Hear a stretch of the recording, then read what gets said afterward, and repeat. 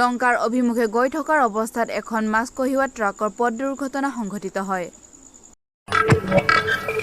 ডিফু চৰকাৰী চিকিৎসা মহাবিদ্যালয়ত বাহিৰা লোকৰ নিযুক্তিকৰণৰ প্ৰতিবাদত KAWJFৰ সংবাদমেল। নমস্কাৰ, আজিৰ প্ৰাইম টাইমলৈ সকলোকে স্বাগতম জনাই ষ্টুডিঅ'ৰ মজিয়াত মই গাংগুত্ৰী বৰা। লামডিং হৈলংকা অভিমুখে তীব্ৰ বেগেৰে গৈ থকাৰ অৱস্থাত এখন মাছ কঢ়িওৱা ট্ৰাকৰ পথ দুৰ্ঘটনা সংঘটিত হয়। দুৰ্ঘটনাগ্ৰস্ত গাড়ীখনৰ নম্বৰ হৈছে AS02CC5927।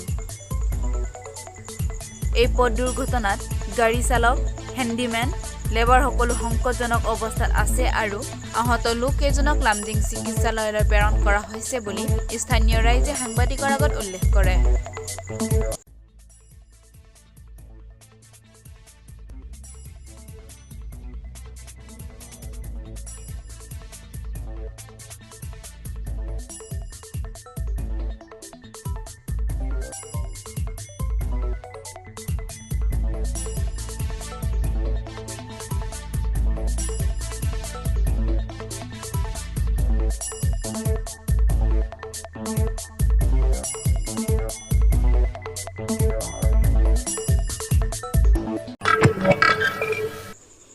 ডিফু চৰকাৰী চিকিৎসা মহাবিদ্যালয়ত বহু দিনৰে পৰা ঠিকা ভিত্তিত কৰ্মৰত হৈ থকা চতুৰ্থ বৰ্গৰ কৰ্মচাৰীসকলৰ চাকৰি নিয়মীয়াকৰণ নকৰি তাৰ বিপৰীতে মহাবিদ্যালয়খনত নতুনকৈ বাহিৰৰ লোকক নিযুক্তি কৰাৰ বাবে চৰকাৰীভাৱে যি ষড়যন্ত্ৰ চলিছে সেই সংক্ৰান্তত আজি ডিফু লামডিং পথৰ কাৰ্বি ছাত্ৰ সন্থাৰ কাৰ্যালয়ত এক সংবাদমেল আয়োজন কৰা হয়।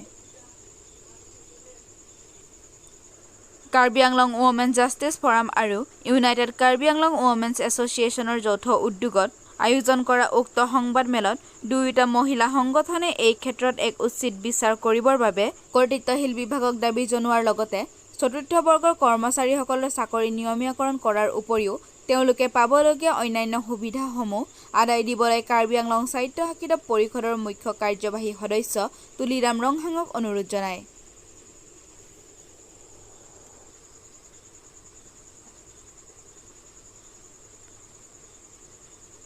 ডিফুৰ পৰা অজিত গগৈৰ প্ৰতিবেদন 365 নিউজ ইণ্ডিয়া। আজিৰ প্ৰাইম টাইমৰ পৰা মই বিদায় লৈছো। চাই থাকিব 365 নিউজ ইণ্ডিয়া।